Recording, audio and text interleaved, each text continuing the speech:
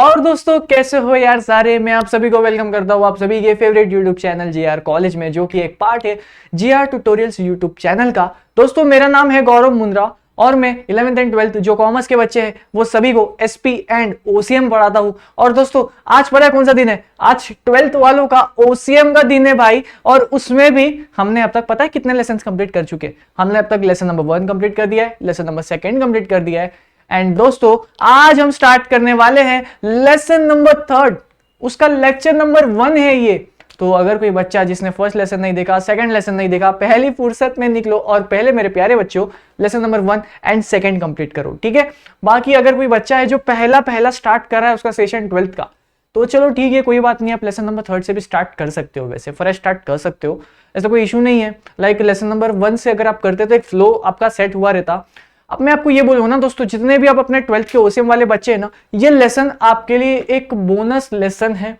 आप इस लेसन में एक क्वेश्चन फिक्स आता है और दोस्तों वो एकदम प्रिडिक्टेबल नहीं कर सकते, लेकिन वो इतना इजी आता है ना कि आप उसको खुद से भी लिख सकते हो, ठीक है। चलिए, अरे यार ये मक्खी को भगाओ यार कोई। जब मैं लेक्चर स्टार्ट करता हूं ये मक्खी मुझसे हर दिन मिलने आ जाती है। चलो भाई, मैं क्या बोल रहा था, ये लेसन का नाम पढ़ो पहले तो। हाँ पढ़ो, एंटरप्रेन्योरशिप डेवलपमेंट। ओह क्या बात है। आज हम दोस्तों एक बिजनेसमैन, एक एंटरप्रेन्योर के बारे में जानने वाले। और ऐसा ही कुछ सेम लेसन दोस्तों हमने ओसीएम 11th क्लास में जब हम हुआ करते थे हमने किया था। तो सेम टू सेम थोड़ा बहुत सिमिलर सा ये लेसन है और ये इतना इजी लेसन है ना कि इसकी कोई हद नहीं। तो दोस्तों सबसे पहले इस चीज का स्क्रीनशॉट ले लीजिए और इसको अपने ओसीएम हैंड रिटन नोटबुक में लिखिएगा। इसमें मैंने टोटल 4 पॉइंट लिखे हैं, आपको करीबन इसको 5 तक ले जाना है या फिर एटलीस्ट 6 तक ले जाना है। जितना अच्छा इंट्रोडक्शन उतना अच्छा होगा आपके लिए। और अगर कोई बच्चा जिसे इंट्रोडक्शन नहीं बनते आ रहा तो प्लीज मेरे ब्रो, मेरी प्यारी बहन, इतना 4 लाइन तो आपको एटलीस्ट लिख के आना है। ये 4 पॉइंट मेरा कहने का मतलब है भाई, ठीक है। कर लोगे पक्का? अब चले, आज हम क्या करने वाले हैं। तो दोस्तों पहले समझते हैं कि एक एंटरप्रेन्योर कौन होता है। ये कौन है भाई, ये क्या करता है? ये एक ऐसा इंसान है जो बिजनेस स्टार्ट करता है, और ये एक ऐसा इंसान है जो लॉस बेयर कर लेगा लेकिन बिजनेस स्टार्ट करेगा और उस बिजनेस से पैसे कमाएगा। इन शॉर्ट दोस्तों बिजनेसमैन। यार अगर इन फ्यूचर कोई चाहता है कि सर मैं अपना बिजनेस करना चाहता हूँ, मैं पढ़ाई मुझसे कर लूंगा, मैं ग्रेजुएशन वगैरह कर लूंगा, मास्टर्स कर लूंगा, लेकिन सर मैं ना अपना बिजनेस करना चाहता हूँ, तो दोस्त ये लेसन आपके लिए है। ये लेसन आपको बताएगा कि कैसे आप अपने आप को एनहेंस कर सकते हो, आपकी स्किल्स को कैसे एनहेंस कर सकते हो। आप जब एक लीडर बनोगे, एक बिजनेस के हेड बनोगे, जो भी अगर कोई जॉब भी करना चाहता है तो वो जॉब में मैनेजर वाले पोजीशन पे आएगा, तो आप एज अ मैनेजर आपके पास क्या क्वालिटीज होनी चाहिए। आप एंटरप्रेन्योर यानी कि कौन होता है? एक लीडर होता है ना, एक लीडर जैसा ही होता है, तो आपके पास क्या क्वालिटीज होनी चाहिए, ये लेसन हमें वो चीज सिखाता है। चलिए आगे क्या लिखा है। They are the people who have a courage to offer and share an idea or a product or a service with the world। ये ऐसे लोग हैं जो चाहते हैं कुछ अपना अलग सा करे। ये नहीं चाहते कि किसी के अंडर काम करे, ये चाहते हैं ये कुछ ऐसा प्रोडक्ट बनाए जो सभी पूरी दुनिया देखे। ये एक ऐसा इनोवेशन करना चाहते हैं जो पूरी दुनिया देखे। दोस्तों आप ये एक चीज समझो, बिजनेसमैन या बिजनेस पर्सन अलग होता है और एक एंटरप्रेन्योर अलग होता है। एंटरप्रेन्योर यानी कि एक ऐसा इंसान जो कुछ बिजनेस तो कर रहा है लेकिन ये कुछ इनोवेटिव कर रहा है, ये कुछ क्रिएटिव कर रहा है, ये कुछ टेक्नोलॉजी का इस्तेमाल कर रहा है, ये सबसे हटकर कुछ अलग कर रहा है, तभी वो चीज इसको अलग बना रही है।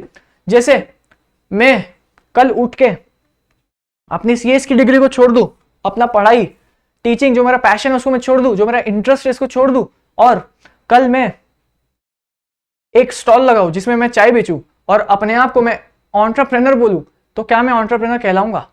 नहीं भाई, मैं एक बिजनेसमैन जरूर कहलाऊंगा लेकिन मैं एक एंटरप्रेन्योर नहीं कहला सकता। एंटरप्रेन्योर के लिए बनने के लिए बहुत सारी स्किल्स लगती है, बहुत सारी क्वालिटीज लगती है। आपका बिजनेस उतना वाइडर ग्रोथ पे होना चाहिए जो ग्लोबलाइजेशन वाली बात करे, ठीक है। अरे भाई मेरे जो तेरा स्टॉल है, तेरे सोसाइटी वाले भी तुझे नहीं जानते और तू अपने आप को एंटरप्रेन्योर कहता है, मस्त, उसको एंटरप्रेन्योर नहीं कहते। चलिए देखिए यहाँ पे क्या लिखा है, वो एक बिजनेसमैन जरूर कह सकते हो आप उसे। दोस्तों आप ये लेसन में ना आपको अपनी मन की बातें लिखनी है, अच्छी इंग्लिश में लिखनी है, आपको अपना हेड पॉइंट्स बनाने हैं। मैं आगे टॉपिक बताऊंगा, इतने इजी है ना वो उसको, लेकिन आपको अपने मन से लिखना होगा। अगर आप टेक्स्ट बुक की वो हर चीज को याद करोगे तो ये लेसन आपके लिए बहुत डिफिकल्ट हो जाएगा। आपको इसमें सिर्फ और सिर्फ इंट्रोडक्शन याद करना है। They try to make a better place where needs of customers can be satisfied. ये जो एंटरप्रेन्योर होते हैं ये क्या करते हैं, एक ऐसी जगह बनाते हैं जहां पे जो भी कस्टमर्स होंगे ना, आप उनको बहुत अच्छी सर्विस प्रोवाइड करोगे, आप उनका ख्याल रखोगे। They are passionate to innovate. मैंने क्या बात किया था, बिजनेसमैन हर कोई हो सकता है, एंटरप्रेन्योर एंटरप्रेन्योर हर कोई नहीं हो सकता। ये क्या करते हैं, ये इनोवेट करते, लीड करते, कुछ इन्वेंट करते, कुछ नया बनाते, पियोनियर करते विथ ए डिस्ट्रप्टिव प्रोडक्ट और अ टेक्नोलॉजी। कुछ ऐसा प्रोडक्ट बनाते हैं, कुछ ऐसी टेक्नोलॉजी के द्वारा बनाते हैं या कुछ ऐसी टेक्नोलॉजी बनाते हैं, वो चीज उनको सबसे अलग स्टैंड करवाती है, तब वो जाकर एंटरप्रेन्योर बनता है। समझ में आया? अब दोस्तों ये लेसन को याद करने का तरीका या ये लेसन को पढ़ने का तरीका बहुत सिंपल होगा, क्योंकि ये बहुत सिंपल लेसन है। मैं आपको इस लेसन में जब मैं समझाऊंगा ना, आपको ऐसा लगा अरे यार ये लेसन तो एकदम सेल्फ स्टडी वाला लेसन है। बिल्कुल, ये लेसन एकदम सेल्फ स्टडी लेसन वाला ही है। तभी ही हम ये जो लेसन होंगे हम इसको स्मार्टली फटाफट फिनिश करेंगे। ज्यादा लंबे लेक्चर्स नहीं होंगे, इसके 20-25 मिनट्स मैक्सिमम कोई लेक्चर जाएगा। बाकी इस लेसन में आपको अपना दिमाग लगाना है। यहाँ पे आपको आपकी इंग्लिश फ्रेमिंग साथ देगी, नहीं तो फिर ये लेसन आपके लिए डिफिकल्ट हो जाएगा, आपको इसको याद करना पड़ेगा फिर। चलो, आई होप यहाँ पे आपको यहाँ तक जो भी है सब कुछ समझ में आया है। चलिए आगे चलते हैं और समझते हैं कैरेक्टरिस्टिक ऑफ एंटरप्रेन्योर। मतलब एक एंटरप्रेन्योर जो है वो कैसा होना चाहिए। हाउ देखे भाई, क्या लिखा है पहले, इंटेलेक्चुअल कैपेबिलिटीज, यानी कि भाई दोस्तों एक ऐसा इंसान हो जो बहुत ही इंटेलेक्चुअल हो, उसको हर चीज की आइडिया हो, उसका जो आईक्यू हो वो अच्छा हो, उसके पास कॉमन सेंस हो, है ना, वो फालतू की बातें नहीं कर रहा हो, और वो थोड़ा सा कॉन्फिडेंट हो यार, वो लगे उसको अपने आप पर भरोसा है, उसको अपने स्किल्स पे भरोसा है। इंटेलेक्चुअल कैपेबिलिटीज यानी कि वो बंदे के पास उतनी एबिलिटी है कि वो बिजनेस को आगे बढ़ा सके। ये आपका फर्स्ट पॉइंट है दोस्तों। ये देखो ये 8 पॉइंट्स है, ऐसा जरूरी नहीं कि 8 पॉइंट्स ही कैरेक्टरिस्टिक्स है। आपको जो लगता है लिखो, बस वो वैलिड होना चाहिए और आपको उसको एक्सप्लेन भी करना है भाई, ठीक है। वो जब आप लिख दोगे आपको उसको एक्सप्लेन करना है अच्छे से, और आपको इसमें पूरे मार्क्स मिलेंगे जब आप हेड पॉइंट्स 8 के 8 लिख के आते हो, अंदर एटलीस्ट 2 पॉइंट लिख के आते हो, ठीक है। ये आंसर को आपको ऐसे अटेम्प्ट करना है। इसके अंदर का एक्सप्लेनेशन आप याद नहीं करोगे चलेगा, आप उसको अपने मन से लिखो, कोई प्रॉब्लम नहीं। Second, future vision. एक कोई एंटरप्रेन्योर होता है ना, वो कभी भी ना आज का नहीं सोचता, वो पास्ट का भी नहीं सोचता ज्यादा, जो हो गया, अब क्या करे, आगे का बताओ। हमें आगे हमारा फ्यूचर को इतना अच्छा बनाने की कोशिश करता है वो। एक असली एंटरप्रेन्योर उसको कहते हैं, ठीक है, जो फ्यूचर का सोचता है, जो फोरकास्ट करता है। वो सोचता है कि यार आज तो मैंने मेरा बिजनेस चला लिया, लेकिन क्या गारंटी है कि ये फ्यूचर में भी चलता रहे, क्या गारंटी कि ये इतने साल तक चलते आ रहा था, मैं इसको और 10 साल चलाना चाहता हूं, तो मैं भाई इसे कैसे चलाऊं। ये एक एंटरप्रेन्योर के पास स्किल्स होनी चाहिए अपने आप उसके पास। Second point, future vision. वो फ्यूचर को अंडरस्टैंड करे, फ्यूचर को समझने की कोशिश करे। एक अगर वो कर पाए तभी वो एक असली एंटरप्रेन्योर है। चलो, हार्डवर्क। यार देखो ये एक ऐसे वर्ड्स है ना, अब दोस्तों यहाँ पे आपको अपने इंग्लिश में एक्सप्लेन करना है। हार्डवर्क आप ऐसे लिख सकते हो यहाँ पे, हार्डवर्क बहुत ही नेसेसरी है एक सक्सेसफुल एंटरप्रेन्योर बनने के लिए। हार्डवर्क सिर्फ और सिर्फ एक सक्सेसफुल एंटरप्रेन्योर ही नहीं, हार्डवर्क के बिना कोई भी काम सक्सेसफुल नहीं हो सकता।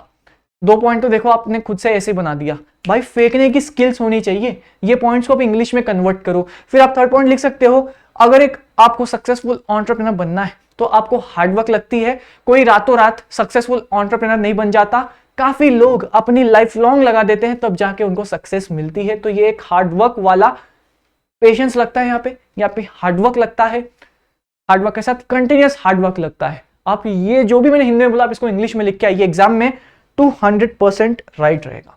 तो ये इतना इजी टॉपिक्स है, हम इसका कोई एक्सप्लेनेशन नहीं है यार। हार्डवर्क का मैं आपको क्या एक्सप्लेनेशन दे सकता हूं, आप मुझे ये बताओ। यहाँ पे जो स्किल्स लगेगी वो है आपकी राइटिंग की स्किल्स, और ये क्वेश्चन एग्जाम में आता है। क्वालिटीज पूछ लेते हैं या कैरेक्टरिस्टिक्स पूछ लेते हैं, जो आज हम दोनों सीखने वाले, और ये दोनों बहुत बेसिक है। आप इधर से उधर कर सकते हो लेकिन हर पॉइंट को मत करना, ठीक है। 4 यहां से उठाना, एटलीस्ट एग्जाम में पता चला आपने 6 के 6 पॉइंट्स अपने मन से लिखे तो फिर थोड़ा सा दिक्कत हो जाएगा। चलो, टेक्निकल नॉलेज। यार आप मुझे एक बात बताओ, आप पूरे एक बिजनेस खड़ा करने वाले हो, आप एक पूरी बिजनेस और बनाने वाले हो, आप खुद को एंटरप्रेन्योर कहलाते हो, आप सबका बॉस हो, तो यार आपको टेक्निकल नॉलेज होनी चाहिए ना। पता चला जो बॉस है भाई उसको मोबाइल चलाना नहीं आता, उसको बेसिक कंप्यूटर चलाना नहीं आता, तब तो खराब हो जाएगा ना यार। आप हर चीज के लिए एम्प्लॉय को थोड़ी ना बुलाओगे, एम्प्लॉय की नजर में आपके रिस्पेक्ट कम हो जाएगी अगर आप हर चीज में एम्प्लॉयज को बुलाओगे काम करने को। कुछ कुछ काम आप एज अ बॉस, आप एज अ एंटरप्रेन्योर आपको खुद को आना चाहिए, टेक्निकल नॉलेज होना चाहिए आपको। कम्युनिकेशन स्किल्स, यार दोस्तों आप ये समझो कम्युनिकेशन के बिना कुछ नहीं हो सकता। अभी मैं यहाँ क्या कर रहा हूँ आपके साथ, मैं कम्युनिकेशन कर रहा हूँ, मैं एक एज अ टीचर कम्युनिकेशन कर रहा हूँ, तो एक पर्सन एज अ एंटरप्रेन्योर वो कितनी कम्युनिकेशन करेगा, वो कितनी अच्छी स्किल्स होनी चाहिए। एक एज अ एंटरप्रेन्योर दोस्तों आपके पास एक ऐसी स्किल्स होनी चाहिए जिससे आप अगले को अपने वश में कर दो, आप अगले को पूरा एकदम डन कर दो कि भाई आपको अगले को पूरा पागल कर देना अपने लिए। आपको उसको कुछ इस तरह से समझाना है, भाई तो प्रोडक्ट खरीदेगा तो सिर्फ मेरा खरीदेगा, उसको कुछ इस तरह से आपको एक्सप्लेन करना है अपने बारे में, अपने प्रोडक्ट के बारे में, जो भी आपका बिजनेस होगा, तभी आप एक अच्छा एंटरप्रेन्योर कहलाओगे। और ये कब होगा, आपके पास अच्छी कम्युनिकेशन स्किल है तो। हाईली ऑप्टिमिस्टिक यानी कि दोस्तों एक ऐसे लोग, आप ऐसे समझो इस पॉइंट को, अगर आपके साथ कुछ गलत भी हो रहा है ना, हाईली ऑप्टिमिस्टिक यानी कि एक ऐसे लोग हैं जो नेगेटिव कमेंट को भी पॉजिटिव में ले जाते हैं। कौन? हाईली ऑप्टिमिस्टिक, ये हर चीज में ना पॉजिटिव अप्रोच रखता है। अगर इसके साथ कुछ गलत भी हो रहा है तो गलत फैक्टर को नहीं दिखता। जैसे दोस्तों आप मानोगे नहीं, ऐसे बहुत सारे बिजनेस है जो 70 साल में चले, 70 साल तक उसको कोई सक्सेस नहीं मिली, लेकिन वो जो पर्सन थे उन्होंने अपना बिजनेस कंटिन्यू रखा, क्योंकि एक दिन उन्होंने ये सोचा था ना कि यार आज सक्सेस नहीं मिली, कोई बात नहीं, आज हमने 10 कस्टमर्स आए पूरे साल में, जो कि बड़ी बात है, हम अगले साल 11 करेंगे, 12 करेंगे, लेकिन हमारा बिजनेस बंद नहीं होने देंगे। वो कितना ऑप्टिमिस्टिक था, वो कितना पॉजिटिव अप्रोच रखता था। तो एक सक्सेसफुल लीडर यानी कि यहाँ पे हम एंटरप्रेन्योर की बात कर रहे हैं। एक एंटरप्रेन्योर एक लीडर ही होता है ना, तो उसके पास एक लीडरशिप स्किल्स भी होनी चाहिए। तो ये जो एंटरप्रेन्योर बनने वाला है ना, इसको ऑप्टिमिस्टिक होना है, हर नेगेटिव को भी पॉजिटिव अप्रोच से देखे। जैसे अभी मैं आपको मैं बताता हूं, जैसे आप खुद का एग्जांपल दे देता हूं। अगर कोई बच्चा है जिसको 11th में 70% मिला था, बच्चा कह रहा है, उसके पेरेंट्स जो है बहुत अपसेट है उससे कि यार 70 कम है, यार 70 कम है, थोड़ी और मेहनत करना चाहिए था तुझे। चलो ठीक है, मान लिया। बच्चा क्या कहता है, मम्मी इस बार 70 आया ना, अब टेंशन मत लो, 12th में मैं 85 लेके आऊंगा, गौरव सर से पढ़ता हूं मैं, क्या टेंशन लेते हो, अब यार कॉलेज है अपने साथ।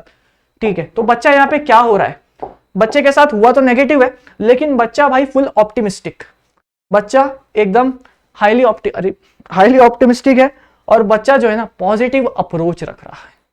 चलो, रिस्क बेयरिंग कैपेसिटी, भाई देखो रिस्क है तो इश्क है, आपने डायलॉग सुना ही होगा, और जो एसपी वाले बच्चे ये तो जानते ही होंगे, और रिस्क की बात सुनते ही वो तो इक्विटी चिल्ला रहे हैं। क्या बात है, बस ज्यादा नहीं पता है, आपको पता है, मानता हूं मैं, मान लिया आपको पता है।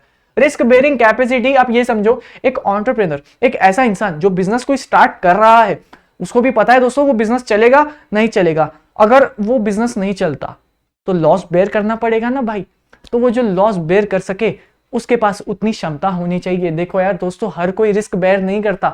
मैं आपको बता दूं, हर कोई इन्वेस्टर जो है ना इक्विटी शेयर्स में पैसा नहीं लगाते, क्योंकि सबको डर लगता है कहीं वो कंपनी बंद हो गई। तो दोस्तों इस तरह से जो एंटरप्रेन्योर होते हैं इनको भी डर लगता है कुछ बिजनेस स्टार्ट करने से पहले। जैसे दोस्तों आप में से कितने बच्चे होंगे जो बिजनेस करना चाहते हैं, लेकिन एक डर उन्हें हमेशा सताएगा, और वो है कि यार मेरे पास पैसे नहीं है सर, ठीक है कोई बात नहीं, आपने लोन ले लिया, ओके कोई बात नहीं, आपने अपने पापा की सेविंग्स ले ली, ठीक है चलो कोई बात नहीं, आई होप आप अच्छा बिजनेस करो। लेकिन बच्चों आपके मन में हमेशा से एक डर रहेगा कि यार कभी मेरा बिजनेस नहीं चला तो मेरे पेरेंट्स का पैसा है ना, उनकी हार्ड अर्न मनी जो है वेस्ट हो जाएगी, हमें लोन चुकाना पड़ेगा। तो ये जो डर है ना ये हमेशा आपको सताएगा, और ये जो है इस डर को ही कहते हैं रिस्क बेयरिंग कैपेसिटी। लेकिन अगर आप ये डर से जीत गए ना, तब अब आप एक दोस्तों एक अच्छा एंटरप्रेन्योर कहलाओगे। ये एक पॉइंट है जिसको आप अपने इंग्लिश में एक्सप्लेन करोगे, अपनी सिंपल इंग्लिश में करो चलेगा, पॉइंट्स को बढ़ाने की कोशिश करो। ये 8 है ना, आप यहाँ पे 10 लिख के आ जाओ, कोई प्रॉब्लम नहीं, अपने मन से पॉइंट्स बनाओ यार, यहाँ पे तो आप लिख सकते हो एक एंटरप्रेन्योर कैसा होना चाहिए, लिख दोगे, चलो भाई ठीक है। फिर सेल्फ कॉन्फिडेंस, यार उसको खुद पे भरोसा होना चाहिए। पता चला वो एंटरप्रेन्योर ऐसा है, यार मैं कर पाऊंगा कि नहीं, मुझे तो बहुत ज्यादा सेल्फ डाउट हो रहा है, मुझे ऐसा लगता है मैं अपनी जिंदगी भर में कभी आगे बढ़ा ही नहीं था, और मैं इतना बड़ा बिजनेस खोलना चाहता हूं, तो क्या मैं सक्सेसफुल बिजनेस चला पाऊंगा, एक सक्सेसफुल एंटरप्रेन्योर कहला पाऊंगा? कभी भी सेल्फ डाउट नहीं होना चाहिए दोस्तों। देखो मेरा तो यही मानना है, पूरी दुनिया आप पे डाउट करती है, लेकिन अगर आप भी अपने आप पर डाउट करने लग जाओगे तो दोस्तों फिर आप आगे नहीं बढ़ सकते। कभी भी कोई इंसान को अपने आप पर बहुत ज्यादा कॉन्फिडेंस होना चाहिए, इतना हो कि अगले उसको कभी नीचा ना दिखा सके। तो एक एंटरप्रेन्योर जो है वो भी कुछ ऐसा ही होना चाहिए। अब देखो यार, यहाँ पे मैं कोई मोटिवेशन वाला सेशन तो नहीं दे रहा हूँ, लेकिन ये टॉपिक ही ऐसा है तो जिसको आप रियल लाइफ से कनेक्ट करोगे और बिल्कुल किया ही होगा। और जो बच्चा बिजनेसमैन बनना चाहता है, एक एंटरप्रेन्योर बनना चाहता है, वो खुद का बिजनेस करना चाहता है, तो ये पॉइंट्स का ध्यान रखिए। सिर्फ इतने ही पॉइंट्स नहीं है, बहुत सारे हैं। मैं आपको क्या बोल रहा हूँ, 1000 पॉइंट है, ठीक है। वो सारे चीजों को जब आप समझ जाओगे, अपने पूरे लाइफ एक्सपीरियंस में आप समझोगे, जब आप एक एंटरप्रेन्योरशिप बनोगे, एक एंटरप्रेन्योर बनोगे, तो आप पूरी अपनी जर्नी में और भी बहुत कुछ सीखोगे। तो ये पॉइंट कहना चाहता है ये पूरा टॉपिक। चलो भाई, कैरेक्टरिस्टिक्स, आई होप आपको समझ में आया। बहुत ज्यादा इजी ये टॉपिक है, एकदम 11th की आपको याद आ गई होगी, क्योंकि दोस्तों 11th में ही इतने आसान टॉपिक्स हुआ करते थे। लेकिन अच्छी बात है कि 12th में भी आया है, क्योंकि हमें पढ़ना है, तो एग्जाम में ऐसे क्वेश्चन आए तो मजा आ जाएगा। चलो, ये लेसन से एक फिक्स क्वेश्चन आता है 5 मार्क का। चलिए, qualities of a successful entrepreneur, यानी कि हम यहाँ पे एक किसी बड़े आदमी को समझ एग्जाम्पल ले लेते हैं उनका। हाँ, क्या कह रहे हो, गौतम अडानी? क्या बात है भाई, ठीक है। चलो, हमारे सर गौतम अडानी जी का हम यहाँ पे लेंगे नाम, गौतम अडानी जी, ठीक है सर, रेस्पेक्टेड भाई, बहुत बड़े आदमी है, ठीक है। चलो, इनका हमने एग्जांपल ले लिया है। अब हम इनसे कंपेयर करते हैं, ये एक बहुत बड़े एंटरप्रेन्योर है। अब देखते हैं क्या ये क्वालिटीज इनके पास होगी, तभी वो यहां तक पहुंचे हैं। जैसे कि डिसिप्लिन, डिसिप्लिन यानी कि दोस्तों कंसिस्टेंट रहना किसी भी चीज में। जैसे दोस्तों, मैं आज आपको बोलता हूं, ये जो भी आपका होमवर्क है ये आपको कंप्लीट करना है। देखो यार दोस्तों, आप कंप्लीट कर रहे हो यानी नहीं कर रहे हो, ये मुझे कैसे पता, क्योंकि मैं तो आपसे बहुत दूर रहता हूं। लेकिन अगर कोई बच्चा जो मेरी ऐसे रेस्पेक्ट करता है, वो पता है, अगर सर नहीं भी देख रहे हैं, वो आपके फायदे के लिए चाहते हैं कि आप डेली आपका होमवर्क कंप्लीट करो, अपने ओसीएम बुक में बनाओ।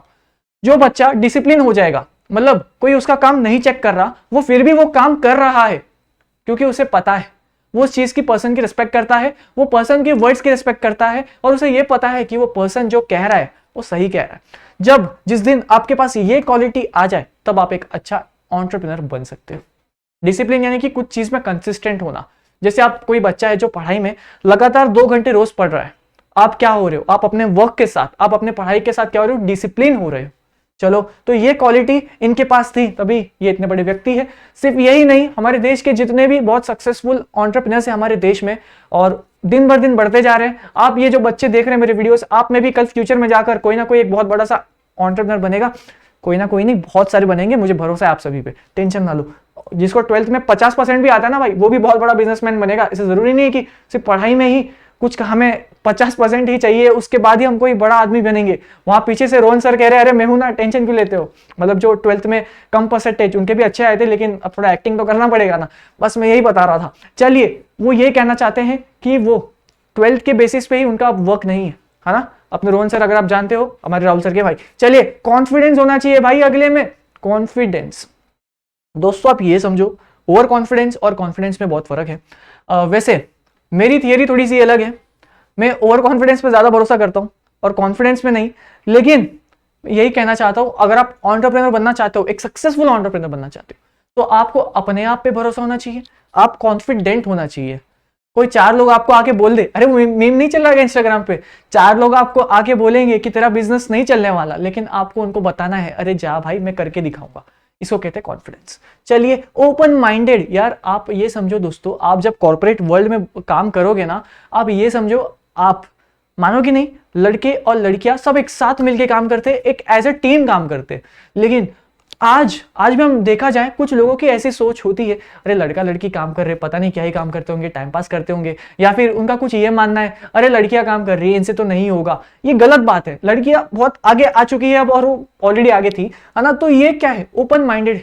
आप कभी ऐसे बैकवर्ड सोच नहीं रख सकते। अब हमारा देश एक डेवलपिंग नेशन है, हम पीछे नहीं जा सकते, हमें सबको साथ में मिलकर आगे बढ़ना है, चाहे वो लड़की हो चाहे वो लड़के हो। इनफैक्ट आप मानोगे नहीं, सारे टॉपर्स लड़कियां ही होती है ज्यादातर, उसमें से एक हाथ कोई लड़का होता है, लेकिन ज्यादातर लड़कियां ही होती है। तो मेरे प्यारे लड़कों, प्लीज यार टॉप अप मारो, 90% लाओ यार प्लीज, अपने चैनल का, आपके पेरेंट्स का सबसे पहले तो नाम रोशन करो। तो ये क्या है, ओपन माइंडेड होना चाहिए, क्लोज माइंडेड नहीं, बैकवर्ड सोच नहीं होनी चाहिए उसकी। चलो भाई, सेल्फ स्टार्टर, और जो एंटरप्रेन्योर है ना, वो किसी और का वेट नहीं करना चाहिए, अरे ये आके कुछ बोलेगा, अरे ये आके बोलेगा। अरे भाई, तू लीडर है, तू बॉस है ना, तू काम करेगा, बाकी लोग थोड़ी काम करेंगे, बाकी लोग तो तेरे को देखकर काम करेंगे। दोस्तों ये सारी क्वालिटीज है, आप इसमें से एक हाथ कोई, अगर सुनो मैं क्या बता रहा हूं, आप पढ़कर गए थे क्वालिटीज, एग्जाम में आ गया कैरेक्टरिस्टिक्स, ये थोड़ा सा याद करने की कोशिश करना, और पॉइंट्स नहीं याद आ रहे ना, 2-3 पॉइंट यहां से उठा के लिखा जाना, कोई प्रॉब्लम नहीं, इसको कहते दिमाग से लिख के आना। चलो कॉम्पिटिटिव यार, कॉम्पिटिटिव यानी कि कंपटीशन, और कंपटीशन में आपको पता ही हो बिजनेस जो है कंपटीशन एकदम इनसेपरेबल रिलेशनशिप है, और कंपटीशन से हम कभी दूर नहीं जा सकते। जैसे आप ये जो बच्चे हो इतने सारे, आप जब पढ़ाई कर भी रहे हो, इतना सारा कंपटीशन है आपके लिए भी कि कौन ज्यादा स्कोर करेगा। आप ये मानोगे नहीं, हम एज अ टीचर हमारे लिए भी कंपटीशन है कि कौन मार्केट में आके हमसे अच्छा पढ़ा रहा है। भाई देखो मेरा तो ऐसा मानना है, मेरा कोई कंपटीशन नहीं, तुम्हारा भाई सबसे आगे, ठीक है, अपना कोई कंपटीशन नहीं है, हम हमारे लिए हम खुद ही कंपटीशन है। जैसे लास्ट बैच में हमने कुछ पढ़ाया था, तो इस बार का हमारा टारगेट है मैं लास्ट बैच से अपने आप को ही कंपीट करूं, अपने आप से ही कंपटीशन में जीतूं, ठीक है। तो ये मेरा कॉम्पिटिटिव नेचर है मेरा। तो ऐसा ही एक सक्सेसफुल लीडर, एक सक्सेसफुल एंटरप्रेन्योर आपको बनना है तो आपको कंपटीशन देना है, कंपटीशन में फाइट करना है, कंपटीशन में फेयर फाइट करना है, गलत मीन्स का इस्तेमाल नहीं करना है। क्रिएटिव होना चाहिए भाई, उसका दिमाग जो है ना दोस्तों, नॉर्मल इंसान की तरह नहीं, एकदम पागलों आदमी जैसा चलना चाहिए, और पागलों आदमी में भी कुछ ऐसा दिमाग लगाए वो जो हर कोई ना कर सके पर वो कर पाए, उसको कहते हैं भाई एक सक्सेसफुल एंटरप्रेन्योर, ठीक है। समझ में आ रहा है? चलो, क्या ये क्रिएटिव उसका दिमाग होना चाहिए, वो एक नॉर्मल व्यक्ति जैसा ना सोचे यार फिर तेरे और उसमें क्या फर्क हो गया। एक एंटरप्रेन्योर बनना है ना, सबसे अलग स्टैंड करना है ना, सबसे ऊपर स्टैंड करना है ना, तो आपके पास कुछ एक ऐसी स्किल्स होनी चाहिए जो आपको सबसे अलग बनाता है, उसको हम क्रिएटिव के पॉइंट में आता है। चलो भाई, डिटर्मिनेशन, कुछ काम करने की जज्बा होनी चाहिए, डिटर्मिनेशन होना चाहिए, मेरे को ये काम करना है मतलब करना है, मेरे बीच में कोई नहीं आ सकता, ऐसा आपका नेचर होना चाहिए, ऐसी आपकी सोच होनी चाहिए। चलो ये पॉइंट्स को आप दोस्तों आप अपने इंग्लिश में समझाओ, कोई प्रॉब्लम बिल्कुल नहीं है, पर हर एक पॉइंट का मुझे मिनिमम 2-2 पॉइंट्स तो चाहिए ही चाहिए, जिसको आप अपने होमवर्क में लिखोगे, इस आंसर को आप याद करते हुए उसके पॉइंट्स बनाते हुए लिखोगे, ठीक है। चलो भाई, स्ट्रॉन्ग कम्युनिकेशन स्किल्स, देखा ये पॉइंट तो कैरेक्टरिस्टिक्स वाला है, कम्युनिकेशन स्किल्स वाला, देखा, तो उधर के पॉइंट्स आप यहाँ पे लिख सकते हो, कोई प्रॉब्लम नहीं है, बट अंदर का कंटेंट अच्छे से लिख कर आना बस। जैसे दोस्तों मैं आपको बताऊं, ये फ्यूचर विजन, ये वाला पॉइंट भी आप क्वालिटीज में लिख सकते हो। आप दोस्तों सेल्फ कॉन्फिडेंस, ये वाला पॉइंट भी लिख सकते हो, वहां पे कॉन्फिडेंस है, यहाँ पे सेल्फ कॉन्फिडेंस है, अरे क्या फर्क पड़ता है, सेम है। और क्या लिख सकते हो देखते हैं, ठीक है। और आपको जो वर्ड्स आए दिमाग में वो आप लिख सकते हो, उसका एक हेड पॉइंट बनाओ, उसको अच्छे से इंग्लिश में एक्सप्लेन करो। चलो भाई, strong work ethics, work ethic यानी कि दोस्तों देखो यार, आप जब बिजनेस सेक्टर में, कॉर्पोरेट सेक्टर में जब काम करोगे, आपके पास ना वो काम कंप्लीट करने का 2 जरिया होगा, या तो गलत मीन्स लेके उस काम को जल्दी से जल्दी अचीव कर लो, या फिर सही रास्ता फॉलो करके उस काम को अचीव करो। अब अगर आपको सक्सेसफुल एंटरप्रेन्योर बनना है ना, तो आपको हमेशा सही रास्ता अपनाना है, एक ऐसा रास्ता अपनाना है जो लोगों को हार्म ना करे, सबको एक साथ लेके चले, एथिकली आपको काम करना है, अनएथिकली नहीं। और फिर है पैशन, तेरा भाई बहुत बड़ा लीडर बनेगा, एक बहुत बड़ा बिजनेसमैन बनेगा, एक बहुत बड़ा एंटरप्रेन्योर बनेगा, कुछ ऐसा पैशन होना चाहिए अगर आपको एक सक्सेसफुल एंटरप्रेन्योर बनना।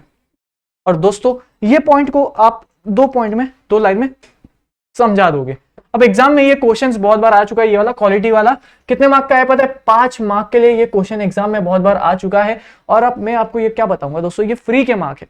अब आप ये क्वेश्चन को अटेम्प्ट कैसे करोगे दोस्तों? सबसे पहले तो आप ये इंट्रोडक्शन लिखोगे, एक एंटरप्रेन्योर होता क्या है, और क्वालिटीज में मिनिमम 8 पॉइंट, क्योंकि यहां पे ना जो चेकर है वो आपके हेड पॉइंट से खुश होएगा, उसको आपके हेड पॉइंट्स देखने हैं, और अंदर आप 2-3 लाइन में एक्सप्लेन कर दो बस हो गया, लेकिन उसको ये क्वालिटीज के मिनिमम 8 चाहिए। यहाँ पे आपको हेड पॉइंट्स बनाने पड़ेंगे, और बनाओ चाहिए तो, मैं मानोगे नहीं, ये एग्जाम में क्वेश्चन आया था, मैं 10-15 पॉइंट लिख के आया था, अपने मन से जो हेड पॉइंट बना रहा था उसको लिखा, उसको एक्सप्लेन कर दिया अपनी इंग्लिश में।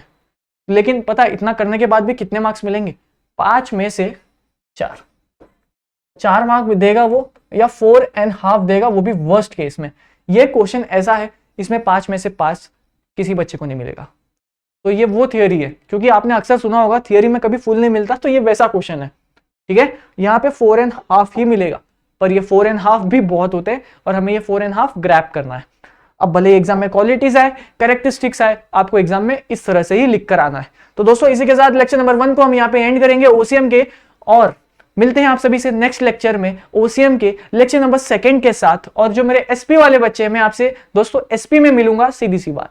तो इस लेक्चर को हम यहीं एंड करेंगे, एंड आई होप ये जो लेसन है ये बहुत सिंपल है, आप सभी को मजा आ रहा है हमारे साथ पढ़ाई करके, और आप इसको अपने दोस्तों के साथ शेयर कर रहे हो ना, पक्का गारंटी मान लो। चलो ठीक है, फिर इस लेसन को, फर्स्ट लेक्चर को हम यहां पे ही एंड करते हैं। अगर कोई डाउट आ जाए तो ये मेरा इंस्टाग्राम आईडी goldymunra_, यहाँ पे आप मुझे पूछ सकते हो। बाकी कमेंट सेक्शन तो है ही, प्यार उस पर फैला देना दोस्तों। चलो यार, मैं अब तुम सबसे मिलता हूं, मजे करो, पढ़ाई करो।